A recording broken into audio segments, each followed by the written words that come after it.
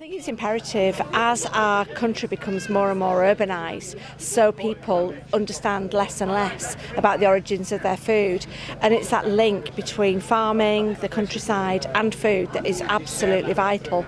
Not only is it about feeding us, but it's also about looking after our countryside, so it is there for everybody to enjoy. And then we've got some sheep with us, so we've brought upland sheep today, so we've brought Kendal Ruffels and we've brought Herdwicks, which are native to the Lake District, and again that's a story of wool. They've all been sheared, but it's about the story about lambs and sheep. So we've got around the whole area we've got farmers who are there to answer questions, whatever anybody may like to ask about farming.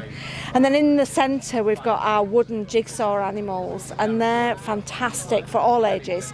Young children can have a go just at jigsaw pieces, and older people actually can read them and see which parts of the animal they're from, and then behind each of the parts of the animal are a picture of the actual meat as you'd find it on the butcher's shelf. And so again, that's about linking, it's about understanding what happens. We do a lot of these roadshows around the area, and not just in Cumbria, we go all over the place, and they're so popular about explaining what happens.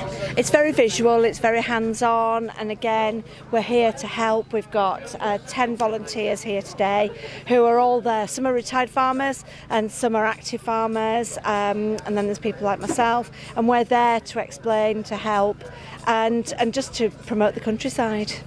The highlight of any of our Farm to Fork roadshows is actually seeing people actually start to make that link, whether it's the tiniest child or the oldest adult that comes along.